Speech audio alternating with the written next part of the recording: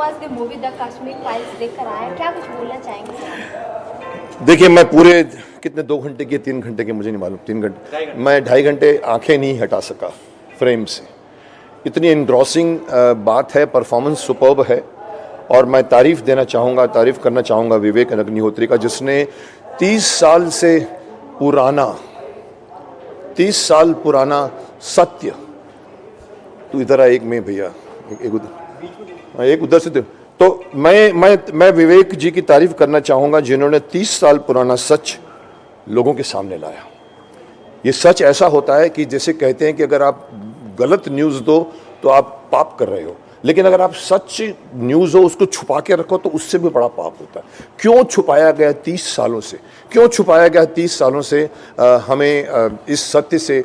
मैं तो जानता हूँ, क्योंकि मेरी फैमिली में भी ये हुआ है। मेरी फैमिली में भी ऐसे विस्थापित हुई है फैमिली मेरे वहाँ से मेरे, तो मुझे पता है, मैंने कहानियाँ सुनी हुई हैं। लेकिन एक कॉमन मैन तो यही समझता है कि भाई, उस कॉमन मैन को ये कोई समझाएगा कि अपने ही देश के एक कमरे से निकलकर एक दूसरी कमरे में आप जा रहे हो और आपको शरणार्थी बोला जा रहा है? 30 साल तक वो शरणार्थी हैं। पाकिस्तान से आए तो समझ में आता कि चलो पाकिस्तान से आए तो आप शरणार्थी हैं, लेकिन मेरे देश में से कश्मीर, जिसमें मैं हर साल जाता था, एवरी सेकेंड ईयर मेरे बड़े भाई साहब हमें श्रीनगर लेके जाते थे, पहलगाम लेके जाते थे। उसके जैसी जगह नहीं है हिंदुस्तान में। उसके अंदर हम रहते हैं, वहाँ धीरे धीरे, कभी कभी मुझे याद है उस वक्त कुछ लोग कहते थे कि ये लोग ये जो बेचते हैं ना, जो चेरी वेरी, वो पूछते हैं अरे हिंदुस्तान से आए हो? अब वहाँ पहली बार लगा था कि कहीं ना कहीं कुछ गड़बड़ है, और ये गड़बड़ इतनी बड़ी लेवल पे गई है। मुझे हैरानी है कि किसी ने, और मुझे सरकार से भी हैरानी है, सरकार को भी मैं दोषी ठहराऊंगा कि क्यों आपने 30 सालों तक इन लोगों को वापस उनके घर तक नहीं पहुँचाया, क्यों नहीं घर दिया उनको, क्यों? और अगर मोदी जी ने भी कहा था अपने 2014 के इलेक्शन जब जीत कर आए थे, बोला मैं हिंदू पंडितों को स्थापित करूंगा। मैंने कहा था अगर ये कर जाएंगे ना तो ये सुपर हीरो बन जाएंगे, शक्तिमान बन जाएंगे, लेकिन नहीं हुआ। 8 साल बीत गए हैं, अभी भी एक मेकर को एक ऐसी फिल्म बनानी पड़ती है जिसके ऊपर कंट्रोवर्सी खड़ी हो गई है। कई बड़े बड़े प्रमोशन नहीं करने दे रहे हैं, और मुझे हैरानी है उन बड़े बड़े जो सो कॉल्ड प्रमोट करते हैं अपने शो में पिक्चरों को, वो इनको नहीं करने दे रहा है। ये मुझे अंदर की बात बताई गई है, विवेक अग्निहोत्री ने खुद भी कहा है। और एक हैरानी की बात मैं कहना चाहूँगा, शेयर करना चाहूँगा, क्योंकि मैं उस डायरेक्टर को जानता हूँ, मेरे इंस्टीट्यूट से ही है, कश्मीरी पंडित खुद है। उनकी पत्नी का मैंने रिव्यू पढ़ा, मुझे हैरानी हुई कि क्या सोचकर आप कर रहे हैं। आपको समझ में नहीं आ रही कि ये सच हर शख्स तक पहुंचना चाहिए। तो मुझे हैरानी है कि भाई ये क्यों नहीं इसको, और इसीलिए ये खुशी है कि आगे आप कह रहे हैं कि भाई ये कौन बोल रहा है, ये कौन है, ये माइक है? ओके, चलिए, सो आई एम सॉरी। तो मैं कह रहा था कि you have to understand that this news has to reach every, और टैक्स फ्री हो रहा है। मुझे बताया गया कि लोग टैक्स फ्री कर रहे हैं, स्टेट ने, कुछ स्टेट्स ने कर भी दिया है। मैं चाहूँगा पूरे हिंदुस्तान में टैक्स फ्री करिए, इस फिल्म को प्रमोट करिए। अगर ये बड़े बड़े प्रमोटर्स प्रमोट नहीं करते, एक बड़े हमारे इंडस्ट्री में लोग पता नहीं क्यों अपने आप को भारत से अलग प्रूव करते। अगर ये भारतवासियों का दुख आपको समझ में नहीं आ रहा है तो आप हमारे देश के वासी नहीं हैं। अगर उनमें से भी ये लोग प्रमोट नहीं करते तो इस फिल्म को पब्लिक प्रमोट करेगी। जैसे मैं आज बोल रहा हूँ, आपने भी रिव्यूज़ देखे होंगे, इवन कॉमन मैन के रिव्यूज़ भी ऐसे आ रहे हैं। आई थिंक ये प्रमोशन पूरी पब्लिक करे और पब्लिक देखे, और मैं समझता हूँ ये फिल्म बहुत बड़ा ब्लॉकबस्टर बने, क्योंकि ये एक मकसद, एक छूटा हुआ लक्ष्य जिसको सरकार भी भूल गई। जब हुई थी, मैं समझता 90 उस वक़्त सरकार कोई और थी, उस वक़्त नहीं हुआ। उसके बाद भी सरकार आई, फिर भी नहीं कुछ हुआ। लोग अपने अपने जगह पर क्यों?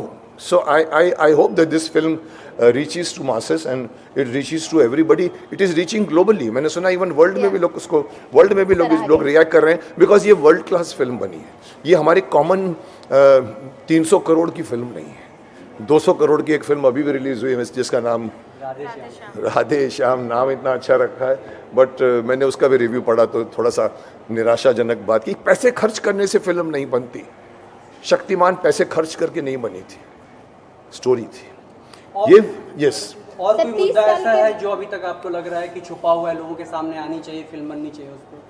और मुद्दा besides this Kashmir, Yeah. Kashmir और भी कोई ओवरऑल कोई भी Apart ऐसा from मुद्दा this. जो जानना जरूरी है देश कश्मीर के बारे में कि में? कश्मीर या कोई भी देश में कोई भी मुद्दा उठा लीजिए साहब ऐसे तो बहुत मुद्दे जो हैं सबसे स्पेशल लग रहा हो कि बहुत लेट हो रही है, उस पर आनी चाहिए, लोगों को जागरूक होना चाहिए। जैसे आप कह रहे हो कि भी आर्टिकल 370 आ गया है, उसको हटाने की कोशिश की जा रही है। It has to be. मैं कई चीज़ें ऐसी हैं जो हमारे देश के प्राइम मिनिस्टर तक पहुंचनी चाहिए, नहीं पहुंचती। बहुत से मुद्दे हैं। हॉस्पिटलाइजेशन का सिस्टम चेंज होना चाहिए, एजुकेशन का सिस्टम चेंज होना चाहिए, एजुकेशन फ्री होनी चाहिए, हॉस्पिटलाइजेशन फ्री होना चाहिए। आज अगर हम हमारे देश की एक ही भाषा होनी चाहिए जिसको हम कहते हैं हिंदी है, और लोग कहते हैं नहीं साहब साउथ उसको वो करता है, अपोज करता है। साहब करने दो ना, क्या हमारा देश एक है? हमारा देश साउथ ईस्ट वेस्ट नॉर्थ नहीं है। वल्लभ भाई पटेल एक सार्वभौमिक राष्ट्र बनाकर गए थे ना, एक राष्ट्र। उसमें अगर बीच में अगर उधर से ममता वहां से कुछ बोले, साउथ वाले कुछ बोले, केरला वाले कुछ बोले और सरकार चुप रहे, नहीं साहब चुप कराइए, डंडे से चुप कराइए उनको। मैं ओपनली बोलता हूँ, देश में अभी एक ऑनेस्ट डंडा चाहिए।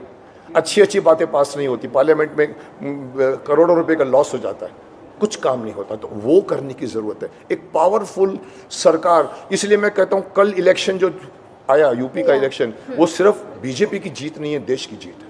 प्रचंड बहुमतों से आया। मैं चाहता हूं कि एवरी स्टेट में अभी रूलिंग सरकार, मैं इसलिए नहीं बोलता हूं कि मैं बीजेपी का हूं या मैं कांग्रेस का नहीं हूं या सपा का नहीं हूं। मैं इसलिए बोलता हूं कि देश को एक स्थिर सरकार चाहिए।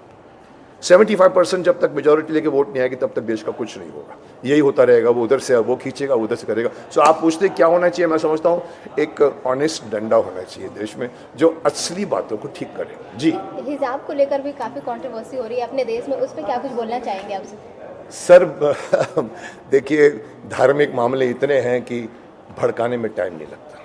ये पॉलिटिक्स और ये राजनीतिज्ञ हैं जिनका माफ़ करना एक ही धर्म है, कैसे जीता जाए। ऑपोजिशन चाहती है कि मैं टांग मार के जो शासन कर रहा है उसको गिरा दूं और फिर बैठ जाऊं। करोगे क्या आप? हमने भी आपकी हिस्ट्री देखी हुई है। सो आप जो अच्छे काम है उसकी प्रशंसा कीजिए, बुरे काम को आप बुरा ही करिए। लेकिन यहाँ 100% बातों को आप बुरा बोलोगे तो लगेगा कि आपके मन में खोट है। तो ये हिजाब का केस हो या कोई भी केस हो, ऐसा टू द मेन पॉइंट ठीक है, लेकिन जब ये पार्टी पकड़ती है, वो पार्टी पकड़ती है और फिर जब झगड़ा करती है ना, तो वो मसला साइड में रह जाता है और सीटें गिनने की बात में आ जाती है। ओके, अगर द कश्मीर फाइल्स की बात की जाए, परफॉर्मेंस वाइज किस तरह से आप बताना चाहेंगे? ये मिथुन दा हो गए, अनुपम खेर हो गए, दर्शन रावल हो गए, पल्लवी जोशी हो गई, किस तरह से आप बताना चाहेंगे? देखिए, अगर मैं परफॉर्मेंस करूं, सबने बहुत ग्रेट परफॉर्मेंस किया है। मैं अनुपम जी तो डेफिनेटली ग्रेट ही किया है, लड़की ने भी ग्रेट किया है जिसका नाम पल्लवी जोशी है, वेरी फाइन एक्ट्रेस। नेगेटिव होते हुए भी उसने कोशिश की है उसको पॉजिटिव बनाने की अपने तरफ से। इसको बिलीफ बोलते हैं। जैसे चौधरी सारंग सबको गोली मारता था लेकिन वो अपने आप को बोलता था मैं पॉजिटिव हूँ। She did that, but the credit goes to that boy which I have never seen before, Darshan. मुझे नहीं पता कि कौन सी फिल्में की उसने, बट लास्ट की 10 मिनट की स्पीच वॉज टेरिफिक। ओके, जैसे कि बॉलीवुड को माना जाता है आईना, सच का आईना, लेकिन कश्मीर फाइल को बनाने को उनको 30 साल क्यों लग गया? सर देखिए बहन जी, आपको एक बात बताऊं, एक ज़माना था जब 2 बीघा ज़मीन बनती थी, गुमराह बनती थी, दहेज के ऊपर फिल्म बनती थी और हम कहते थे फिल्में जो हैं वो समाज का आईना है। आजकल फिल्में एक प्लेटफॉर्म हो गई है लोगों को बिगाड़ने के लिए, अपनी बात कहने के लिए।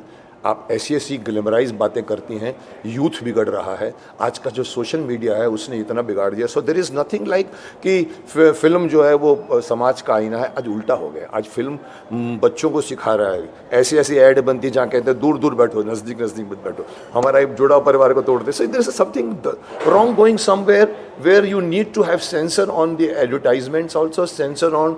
मैं तो आपके सामने मुंह पे बोलता हूँ, आपके न्यूज़ चैनल्स को भी सेंसर करना चाहिए क्योंकि आप नेगेटिव न्यूज़ बहुत दिखाते हैं। ओके, जैसे कि जिन्होंने कश्मीर फाइल मूवी देखी, जो कश्मीरी पंडित थे, वो काफ़ी जन रो पड़े, तो आप कितना फील करते हैं उनके पेन को? मैं कश्मीरी नहीं हूँ, मैं हिंदुस्तानी हूँ और हिंदुस्तानी के हिसाब से मेरा दिल बहुत टच किया है। मेरे घर में एक मेरे भतीजे की वाइफ वहाँ से श्रीनगर से उनके परिवार को भागा है, तो मुझे रियलिटी मालूम है। आंसू आए नहीं बट अप्रिसिएशन मेरे को बहुत आया। एक चीज़ में तालियां बजी थी लास्ट में जो फिल्म की, उसमें मेरी भी एक ताली थी। So definitely film is Vivek Agnihotri has done and शिद्दत से फिल्म बनाई है। ये फिल्म इतनी आसानी से नहीं बनी है। ये फिल्म की एक शॉट्स आप देखिए, शूट करने को बहुत टाइम लगा होगा, और ये एक ने उठाया है, तो मैं उसको कहूँगा विजयी भाव। और ये फिल्म सब तक पहुँचनी चाहिए, और ये कश्मीरियों को इज़्ज़त के साथ में श्रीनगर ला के जाना चाहिए। मिलिट्री के टैंक्स खड़े कर दो सामने और उनको प्रोटेक्शन दो। I hope this film is a start. Okay. Thank you sir.